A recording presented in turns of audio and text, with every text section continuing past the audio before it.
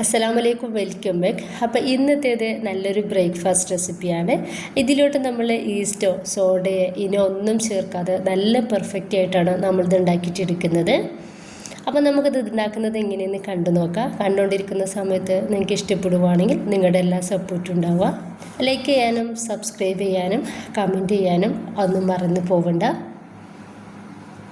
ഞാൻ 2 കപ്പ് പച്ചരിയും 1/4 കപ്പ് ഉഴുന്നും 1 ടീസ്പൂൺ ഉലുവയും കൂടി വെള്ളത്തിലിട്ട് നന്നായിട്ട് കഴുകിയിട്ട് വെള്ളം ഒഴിവാക്കിയിട്ട് കുതിർത്താൻ വേണ്ടിയിട്ട് വെച്ചിട്ടുള്ളതാണ്. അപ്പോൾ ഇത് നന്നായിട്ടൊന്ന് കുതിർന്ന് കിട്ടിയിട്ടുണ്ട്. ഇനിയിപ്പോൾ നമുക്ക് ഇതൊന്ന് അരച്ചെടുക്കാം. മിക്സഡ് ജാറിലേക്ക് ഇട്ടിട്ട് കുറേശ്ശെയായിട്ട് നമുക്കിതൊന്ന് അരച്ചെടുക്കാവുന്നതാണ്. ഞാനിത് ഒരു 3 പ്രാവശ്യമായിട്ടാണ് അരച്ചെടുക്കുന്നത്. അപ്പോൾ ഈ ഒരു വെള്ളം ചേർത്തിട്ട് തന്നെയാണ് നമ്മളിത് അരച്ചെടുക്കുന്നത് കേട്ടോ. ഈ ഒരു വെള്ളം നമ്മൾ ഒഴിവാക്കണ്ട, കുറേശ്ശെയായിട്ട് വെള്ളം ഒഴിച്ചു കൊടുക്കുക. ഒരിക്കലും ലൂസായി പോകരുത്, നല്ല തിക്കായിട്ട് വേണം നമ്മളിത് അരച്ചെടുക്കാൻ വേണ്ടിയിട്ട്. ഇപ്പോൾ ഇതാ ഞാനിതൊന്ന് അരച്ചെടുത്തിട്ടുണ്ട്. ഈ ഒരു രീതിയിൽ ബാക്കി കൂടി ഒന്ന് അരച്ചെടുത്തിട്ട് വരാം.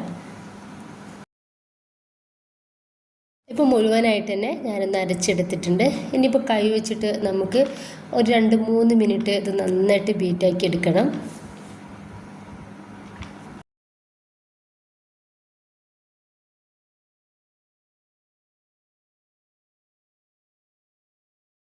അതിന് ശേഷം ഇതൊന്ന് മൂടി വെച്ചിട്ട് ഓവർനൈറ്റ് ഒന്ന് റെസ്റ്റ് ചെയ്യാൻ വേണ്ടിയിട്ട് മാറ്റി വെക്കാം. അപ്പോൾ രാവിലെയാണ് നമ്മൾ ഈ ഒരു അപ്പം ഉണ്ടാക്കിയിട്ട് എടുക്കാൻ വേണ്ടിയിട്ട് നിൽക്കുന്നത്. അപ്പോൾ ഈ ഒരു മാവ് നന്നായിട്ട് തന്നെ പൊങ്ങിയിട്ട് നല്ല പെർഫെക്റ്റ് ആയിട്ട് കിട്ടിയിട്ടുണ്ട്. ഈ സമയത്ത് നമുക്ക് ഇതിലോട്ടുള്ള ഉപ്പ് ചേർത്ത് കൊടുത്തിട്ട് നന്നായിട്ടൊന്ന് മിക്സ് ആക്കി എടുക്കാം.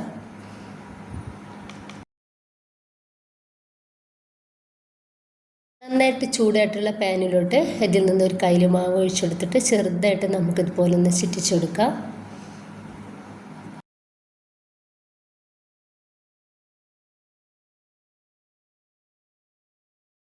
ഇപ്പം നമ്മുടെ ഈ ഒരു അപ്പം റെഡി ആയിട്ടുണ്ട്. ഇത് കാണുമ്പോൾ തന്നെ നിങ്ങൾക്ക് മനസ്സിലാവുന്നുണ്ടാവും നല്ല പെർഫെക്റ്റാണ്. കാരണം അടിപൊളിയാണ് കേട്ടോ, കഴിക്കാൻ സൂപ്പർ ടേസ്റ്റാണ്.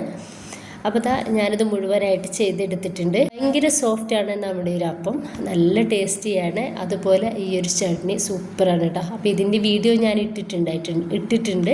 അപ്പോൾ ഇത് വേണം എന്നുള്ളവർക്ക് അത് പോയി കാണാവുന്നതാണ്.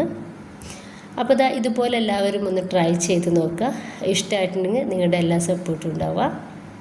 ഇൻഷാ അല്ലാഹ്. Okay, by.